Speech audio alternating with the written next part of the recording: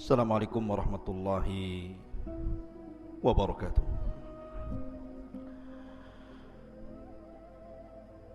Alhamdulillah wassalatu wassalamu ala rasulillah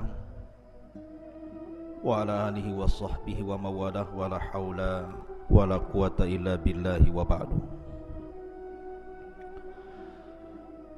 Ma'asyiral muslimin yang dimuliakan Allah subhanahu wa ta'ala, santri ikhwan yang semoga dimuliakan Allah subhanahu wa ta'ala. Alhamdulillah, malam ini kita bisa kembali duduk untuk bertalabul ilmi. Kemudian salawat teriring salam tak lupa kita haturkan kepada Rasul kita Muhammad sallallahu alaihi wasallam. Pembahasan malam ini adalah bicara tentang alam jin.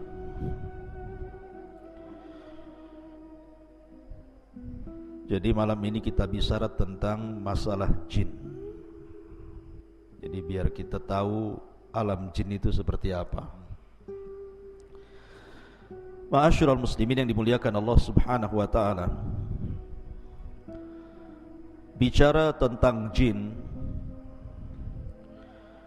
maka Al-Quranul Karim menetapkan adanya jin, bahkan dijadikan satu nama dalam surat Al-Quran, suratul jin. Dan kita tahu bahwa jin adalah makhluk kedua yang diciptakan Allah subhanahu wa ta'ala setelah para malaikat. Baru setelah jin Allah ciptakan manusia. Sering kita dengar di masyarakat, terkadang ada orang yang bercerita bahwa saya mendengar suara-suara aneh.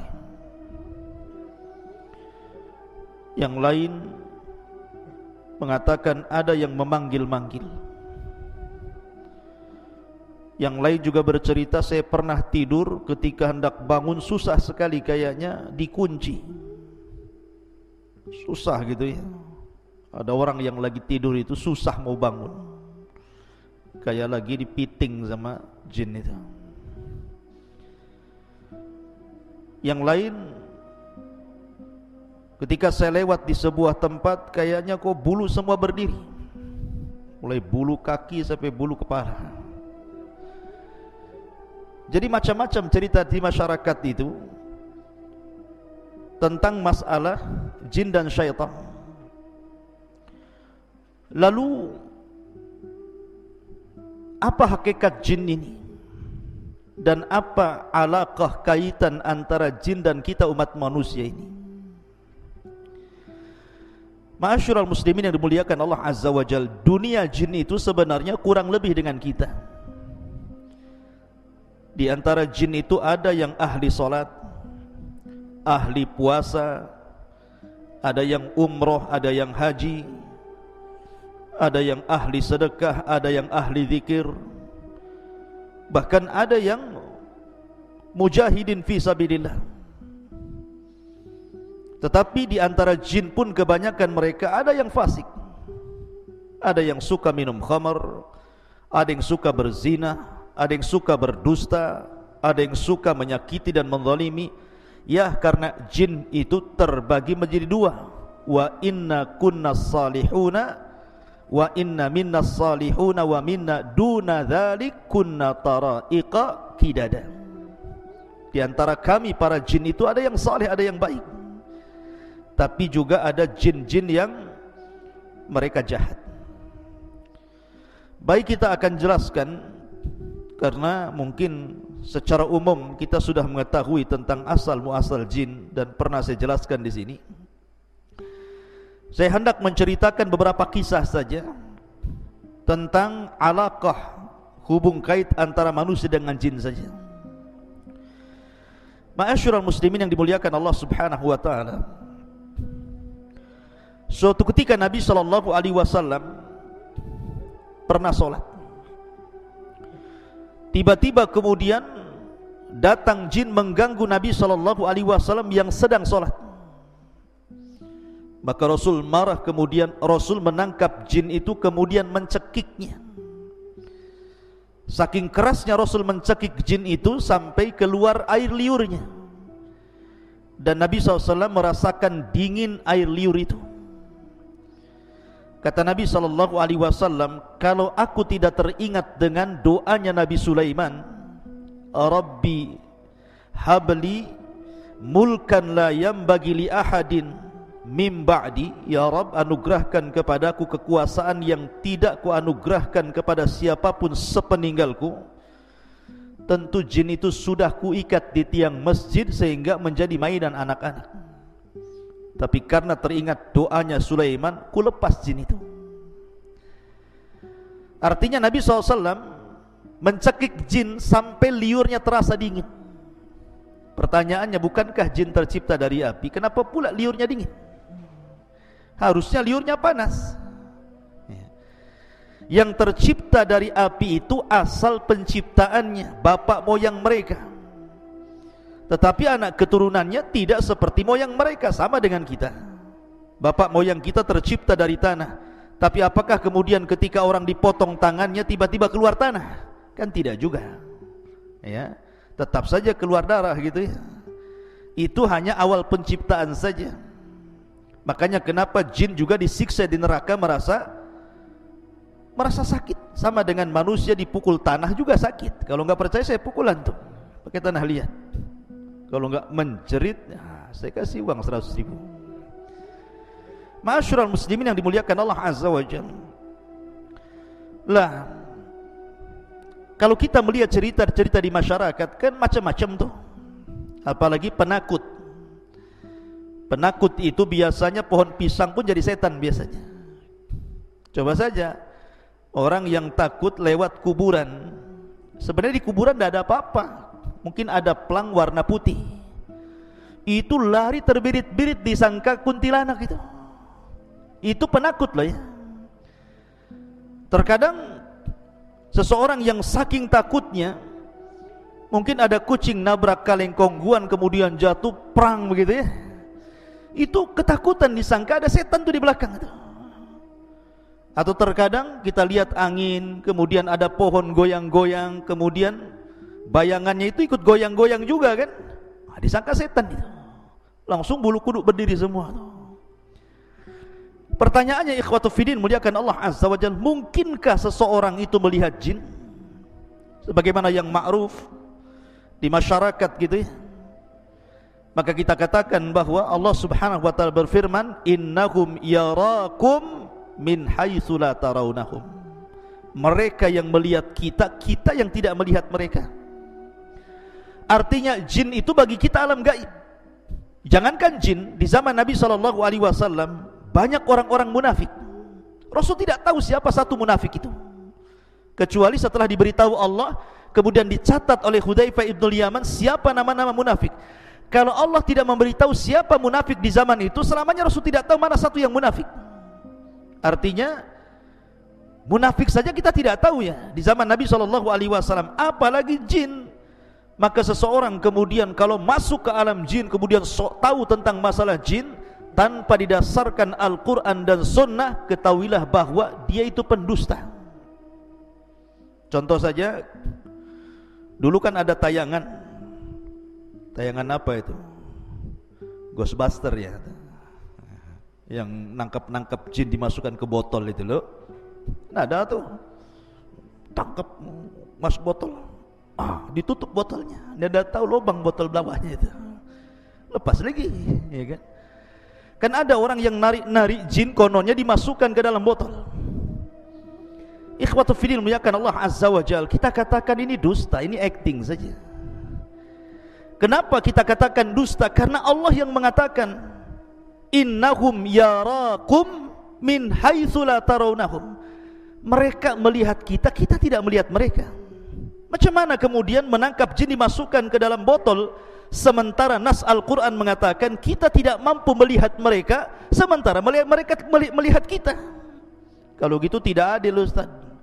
Enak kali jin melihat kita, kita tak bisa lihat jin. Allah Maha Adil.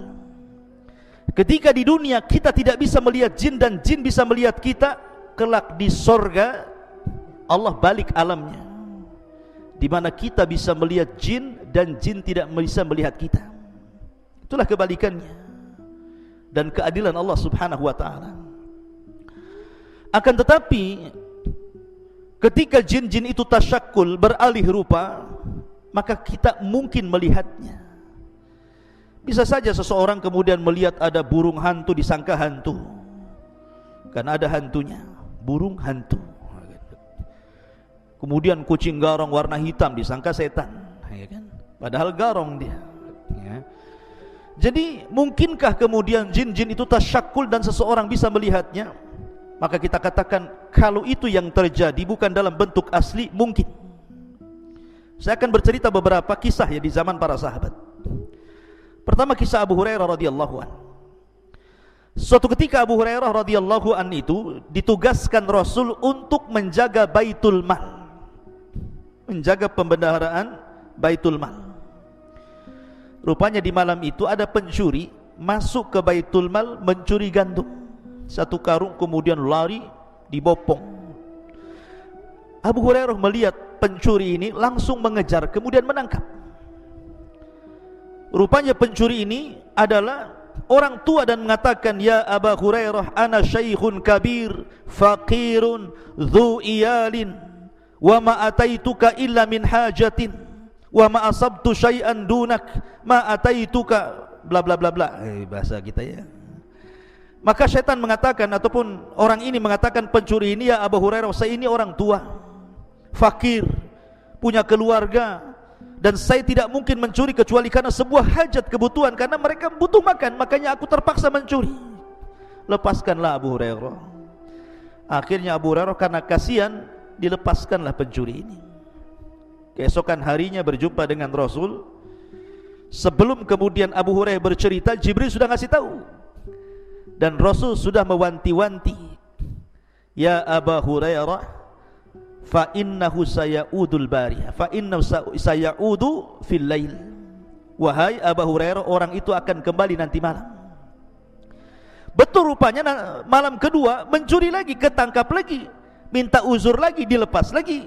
Sampai ketiga kali Abu Hurairah mengatakan, "Tidak, ini sudah ketiga kali kau mencuri, tidak mungkin aku lepas, akan kuhadapkan kau kepada Nabi SAW." Maka orang ini mengatakan, "Gini saja wahai Abu Hurairah, lepaskan saya. Maukah ku ajarkan kepadamu, maukah ku ajarkan kepadamu sesuatu yang kalau kau baca, setan akan lari darimu. Setan akan lari darimu." Kemudian orang ini mengatakan, "Ya Aba Hurairah, apabila engkau hendak beranjak ke pembaringanmu, bacalah suratul kursi, maka tidak ada setan yang bisa mendekatimu sejak kau tidur sampai kau bangun." Habis itu Abu Hurairah melepaskan orang ini. Keesokan harinya dia berjumpa dengan Nabi SAW dan mengatakan, "Abu Hurairah, tahukah kamu orang yang kau tangkap 3 malam berturut-turut itu?" Kata Abu Hurairah, "Allah wa Rasuluh a'lam." "Saya tidak tahu wahai Rasul." Kata Nabi SAW, "Fa innahu syaitan." Dia adalah setan. Dia adalah jin yang menyerupai manusia sebagai pencuri. Sadaqaka wa huwa kadzub. Untuk masalah ini, maksudnya ayat kursi yang kau baca, dari semenjak kau tidur sampai kau bangun, dan kau tidak akan diganggu syaitan, ini benar. Khusus masalah ini saja, sadaqaka wa huwa kadzub. Tetapi masalah yang lain, dia pendusta. Kebanyakan setan itu pendusta. Khusus masalah ini dia benar, gitu maksudnya. Dari sini menunjukkan bahwa Abu Hurairah menangkap pencuri, dan pencuri ini rupanya jin yang tasyakkul, yang berubah bentuk. Makanya kalau seandainya ada seseorang sudah meninggal, dan saya punya cerita di kampung di Majalengka sana. Jadi ada preman mati. Preman bisa mati juga gara-gara minum tuak oplosan, ya. Jadi minuman keras, oplosannya nggak kira-kira, pakai spiritus. Antum tahu spiritus? Ya. Jadi cap orang tua dicampur spiritus, diminum kurang mabok, dicampur pil BK, Antum tahu pil BK? Untuk anjing gila tuh. Itu namanya pil BK tuh. Tuak, campur spertus, kasih pil BK, matilah. Itu bukan oplosan lagi, oplosan kuadrat namanya. Oplosan di atas oplosan lagi tuh. Ketika mati, rupanya tersebar di desa itu bahwa preman yang mati itu ada di atas jembatan, sedang duduk. Akhirnya dalam 1 minggu itu ketika mendengar berita itu, tidak ada preman kampung keluar. Rupanya preman takut sama setan ya. Jadi tersebar berita bahwa dia hidup lagi, setiap hari nongkrong di atas jembatan katanya. Pertanyaannya, mungkinkah itu dia? Saya pernah bertanya waktu di Yaman kepada Syekh Adnan hafizahullah ta'ala, guru saya yang mengajarkan kitab Fathul Majid, kitab Tauhid, tentang kisah ini. Ya Syekh, saya begini di kampung, persis yang saya ceritakan. Apa kata Syekh Adnan? Dia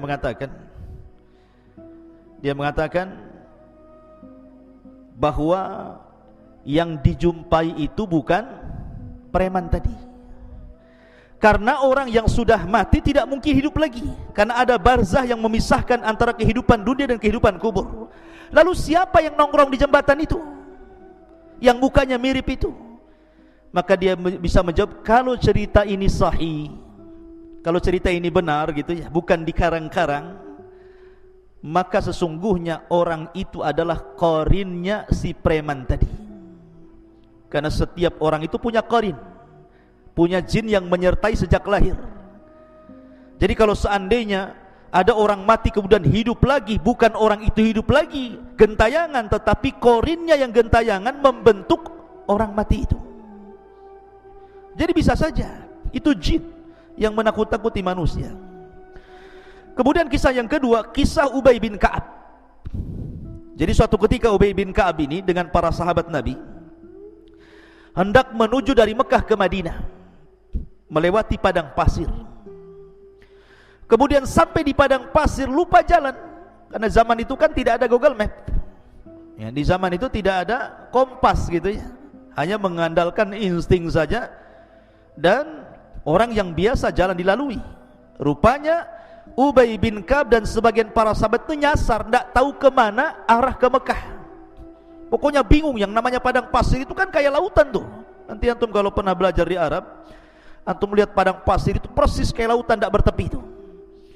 Jadi bingung Ubay bin Ka'ab ini harus kemana, sementara perbekalan minum mereka sudah menipis.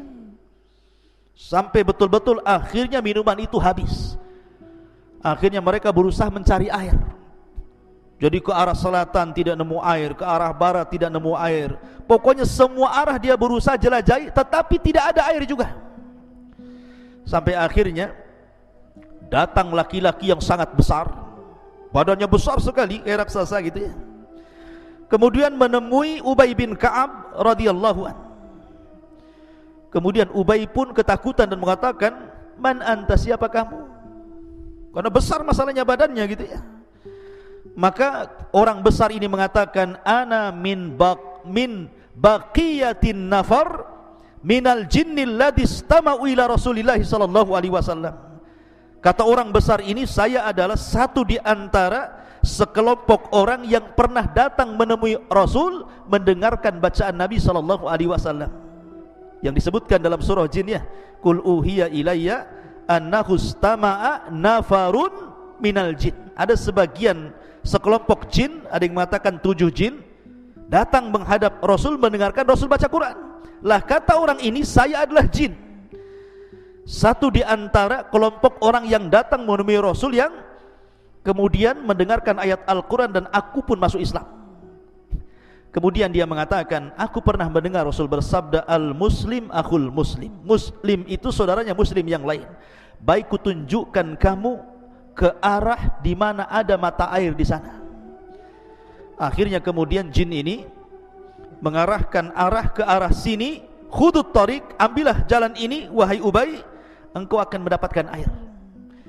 Akhirnya Ubay bin Ka'ab pun membawa para sahabatnya kemudian mengarah ke yang ditunjukkan jin tadi itu ya, dan dalam berbentuk orang besar tadi, rupanya betul dia mendapatkan air di situ dan selamat dari kematian di padang pasir. Lihat, terkadang jin itu tasyakul, berbentuk manusia atau berbentuk yang lainnya. Ini kisah yang kedua. Kisah yang ketiga, di zaman Umar bin Khattab radhiyallahu anhu. Jadi ketika para sahabat Nabi SAW berada di Yamamah, ketika dalam kondisi perang, tiba-tiba salah seorang sahabat berjumpa dengan orang yang penampilannya aneh. Orang yang penampilannya aneh mengatakan kepada sahabat ini dan mengatakan, dari mana kalian? Dia mengatakan, kami pasukan perang yang diutus oleh Amirul Mukminin Umar bin Khattab radhiyallahu anhu. Kemudian sahabat ini bertanya, man anta, siapa kamu? Maka orang yang aneh ini mengatakan, ana minan Nahawan, saya dari Nahawan. Dan Allah saufa yaftahullahu ala Nu'man ibn Bashir walakinnahu ustushhid. Tiba-tiba dia mengatakan, sebentar lagi kan kalian akan menyerbu Nahawan, kupastikan kalian akan menang. Tetapi yang memimpin perang kalianlah Nu'man bin Thabit, Nu'man bin Bashir afwan. Tetapi dalam peperangan itu Nu'man akan mati syahid. Kagetlah orang ini. Oh, belum perang kok dia bisa meramalkan seperti itu. Masalahnya, kalian kan akan berangkat ke Nahawan, menyerang Nahawan, tetapi Allah akan menangkan kalian di tangan Nu'man ibn Bashir, tetapi Nu'man akan mati syahid di situ. Akhirnya orang ini, sahabat ini langsung lari menuju Umar bin Khattab radhiyallahu anhu dan mengatakan, ya Amirul Mukminin, tadi saya berjumpa dengan orang yang aneh. Tiba-tiba dia mengatakan bahwa kita akan memenangkan Nahawan, tetapi Nu'man bin Bashir akan mati syahid di situ. Kata Umar bin Khattab radhiyallahu anhu mengatakan, ya, tahukah kamu siapa dia? Maka sahabat ini mengatakan, tidak tahu hai Amirul Mukminin.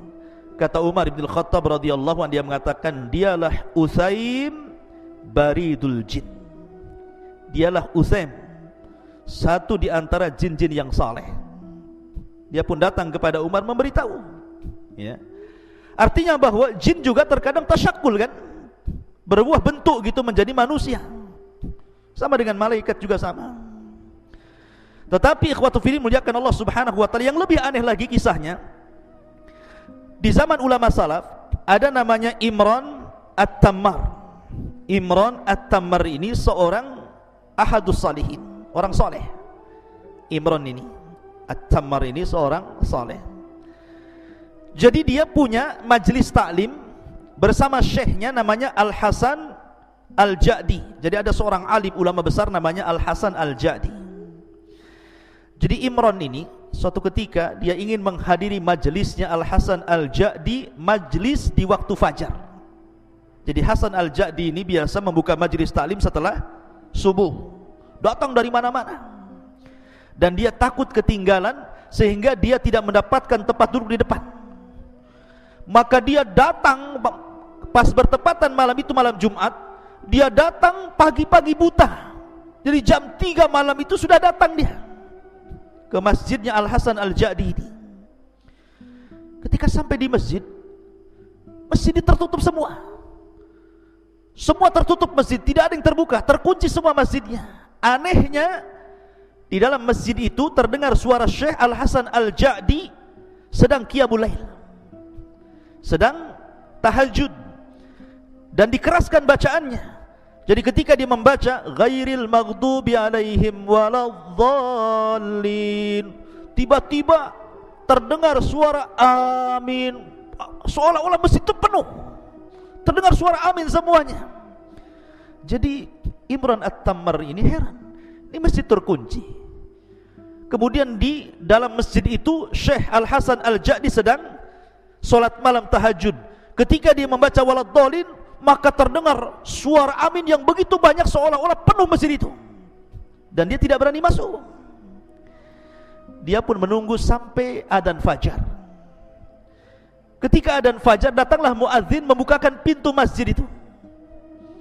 ketika dia masuk ke masjid, rupanya tidak ada satupun orang kecuali syekh saja sedang sholat sunnah fajar. Kaget dia, dari mana suara amin itu?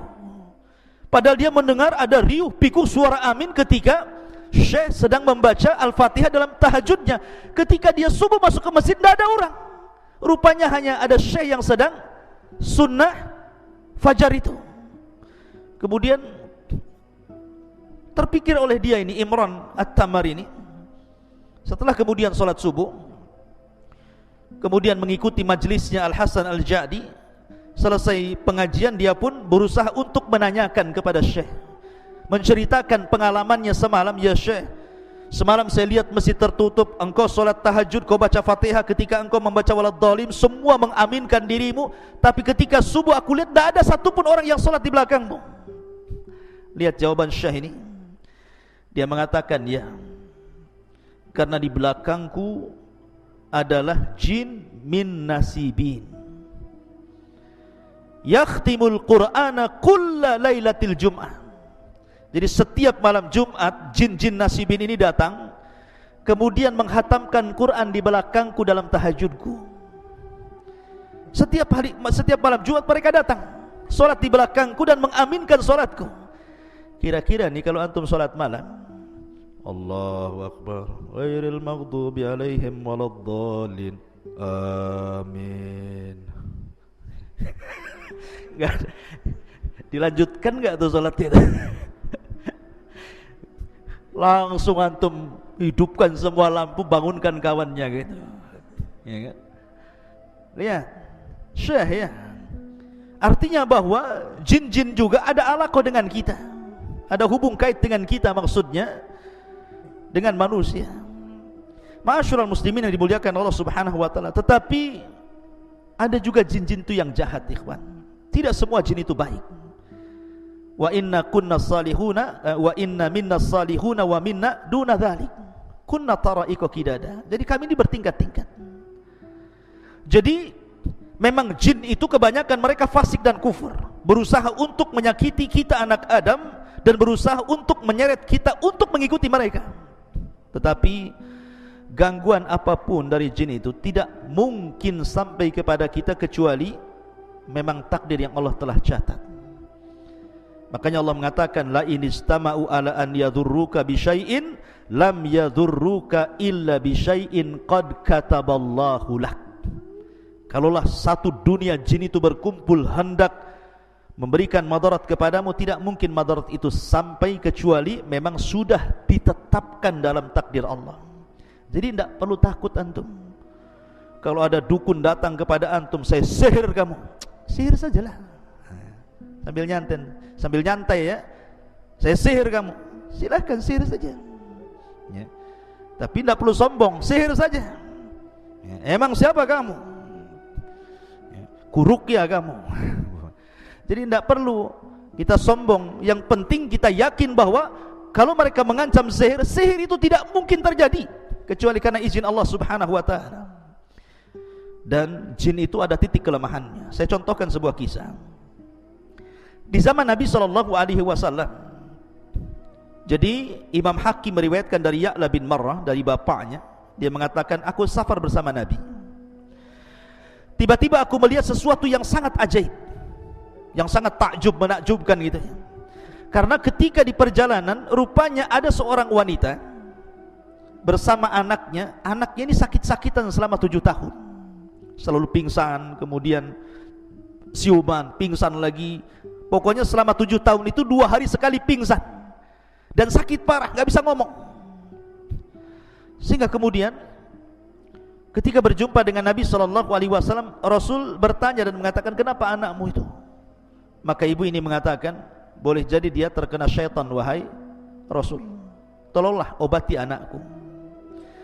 Maka Nabi SAW akhirnya mendekat anak itu, kemudian membuka mulutnya. Kemudian Nabi SAW hanya mengatakan, ukhruj ya aduwallah, keluar wahai musuh Allah. Cuma ngomong gitu saja, ukhruj ya aduwallah ya. Keluar wahai musuh Allah.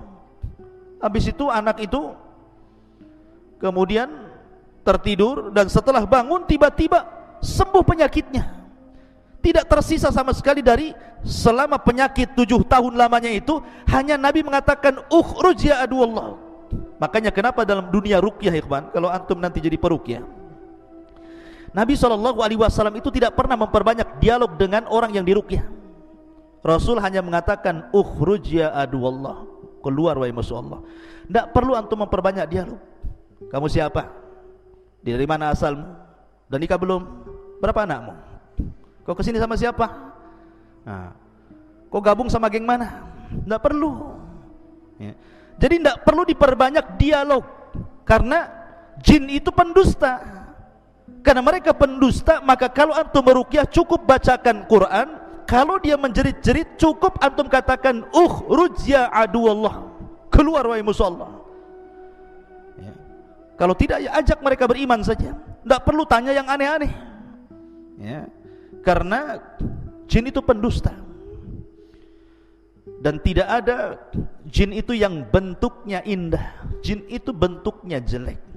Makanya ketika ada seorang syekh meruqyah, rupanya masuk jin yang paling cantik di kabilahnya ke dalam tubuh orang yang diruqyah itu. Kemudian oleh syekh berusaha jin yang paling cantik di kaumnya itu dikeluarkan dari tubuh orang tadi, terus diruqyah. Sampai syekh bertanya tentang masalah sifatnya ketika itu ya. Bentuk kamu itu seperti apa? Karena dia mengaku wanita yang paling cantik, jin yang paling cantik di kaumnya. Maka dia mengatakan, sesungguhnya aku memiliki 9 kaki. Bayangkan, kalau antum dinadorkan dengan akhwat cantik tapi punya 9 kaki, mau nggak? Nggak mau. Itu bukan orang, namanya gurita itu. Cumi-cumi namanya. Artinya bahwa jin itu tidak ada yang bagus. Sudah bentuknya jelek, mereka pendusta masalahnya. Jadi jangan diperbanyak dialog. Makanya Nabi SAW cukup mengatakan ukhruj ya aduwallah, keluar wahai musuh Allah subhanahu wa ta'ala. Kemudian juga ada cerita dari Rashid Ridha. Jadi suatu ketika ya ikhwan, ada seorang nelayan. Seorang nelayan ini dia melempar jala di lautan.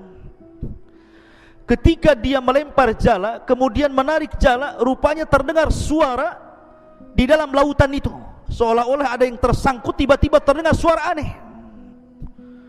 Langsung ketakutan nelayan itu, akhirnya jalannya dilempar. Karena ketakutan dilempar jalannya. Kemudian dia pulang. Sejak peristiwa itu, sang nelayan akhirnya selalu diganggu oleh jin. Akhirnya dia sakit-sakitan sampai tidak bisa bicara. Berusaha dokter mengobati juga tidak bisa. Kemudian para peruqyah juga berusaha meruqyah juga tidak sembuh-sembuh. Sampai akhirnya dia datang kepada Syekh Rashid Ridha. Kata Syekh Rashid Ridha ketika itu, hanya membacakan 1 ayat saja. Fasayakfikahumullahu wa huwas samiul alim. Fasayakfikahumullahu wa huwas samiul alim. Tiba-tiba kemudian semua jin yang ada di tubuhnya keluar, dan Allah subhanahu wa ta'ala takdirkan dia sembuh. Artinya bahwa ada jin-jin itu yang suka mengganggu manusia, yang suka mengganggu manusia. Lah kenapa kemudian jin itu bisa masuk ke tubuh anda, ke tubuh kita ya, sampai akhirnya ada orang yang kesurupan? Banyak penyebabnya kata para ulama. Bisa saja karena jin itu sudah terlampau cinta dengan antum sehingga dia masuk ke tubuh antum. Kok bisa Ustaz? Dia cinta sama kita, surat menyurat pun tidak, pandang memandang pun tidak, ta'aruf pun tidak. Macam mana kemudian dia cinta dengan saya gitu?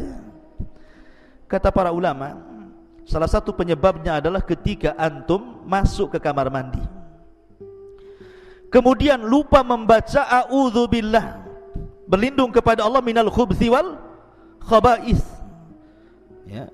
Kalau orang lupa berlindung kepada Allah dari khubthi, setan laki-laki, wal khaba'ith, dan setan perempuan, maka dipastikan ketika antum telanjang di kamar mandi itu, maka aurat kita bisa dilihat oleh syaitan. Tetapi kalau seandainya kita sebelum masuk kamar mandi kita membaca doa perlindungan kepada Allah minal khubthi wal khaba'is, dari setan laki-laki dan perempuan, walaupun telanjang bulat di kamar mandi itu, maka tidak ada satupun jin yang sanggup melihat aurat kita. lah orang yang tidak pernah membaca doa ketika masuk khala, masuk kamar mandi, maka dia setiap hari jin itu menonton aurat kita. Karena setiap hari menonton aurat kita, akhirnya jatuh cinta. Kalau sudah jatuh cinta, maka dia tidak mungkin melepas kita. Ini salah satu penyebabnya. Yang kedua, atau karena dendam. Dendam itu maksudnya karena mungkin di antara kawannya dibunuh atau saudaranya dibunuh. Makanya kenapa Nabi SAW mengajarkan kepada kita, kalau antum kencing di alam terbuka, di hutan Jabal Uhud ini atau di mana gitu kan, jangan diarahkan ke lubang. Siapa tahu lubang itu tempat bersarangnya jin. Karena jin itu kan ada 3 jenis tuh. Ada jin yang berupa memiliki sayap, bisa terbang kemana-mana. Ada jin itu yang berupa anjing ataupun ular. Ada juga jin itu yang hidup di lubang-lubang. Makanya jangan kencing sembarang ke lubang gitu ya. Nanti di situ sarangnya jin, ngamuk dia. Sekarang logika saja, kalau antum di kepalanya dikencingi, marah nggak antum? Marah lah. Antum dikencingi Noval memakai kepalanya, marah nggak sama Noval? Marah. Ya. Jin juga sama, kalau dikencingi ya marah gitu ya. Makanya jangan kencing sembarang kalau di ruang terbuka itu. Karena bisa saja akhirnya karena marah balas dendam, masuk pula ke jalan darah kita, kesurupanlah kita. Atau mungkin dia itu masuk ke tubuh orang itu karena iseng saja. Ya, iseng-iseng saja masuk ya. Karena dia suka ngelamun, karena dia suka mikir gitu ya. Dan tidak pernah berzikir, tidak pernah baca Quran, masuk dia ke tubuh kita. Makanya ikhwatu fillah muliakan Allah Subhanahu wa taala, maka jin-jin itu memungkinkan berbuat apa saja. Dan yang lebih bahaya kalau seandainya jin itu suruhan tukang sihir. Dia bisa membuat kita sakit, dia bisa membuat kita mati, dia bisa membuat kita bercerai dengan suami istri, dia bisa membuat kita macam-macam jadi jahat gitu ya. Maka itu lebih bahaya lagi. Oleh karena itulah maka banyak-banyaklah berlindung kepada Allah Subhanahu wa taala. Wallahu a'lam bishawab. Ini di antara beberapa kisah tentang alam jin. Mudah-mudahan ada manfaatnya. Subhanakallahumma wa bihamdika, asyhadu an la ilaha illa anta, astaghfiruka wa atubu ilaik. Allahu ta'ala. Assalamualaikum warahmatullahi wabarakatuh.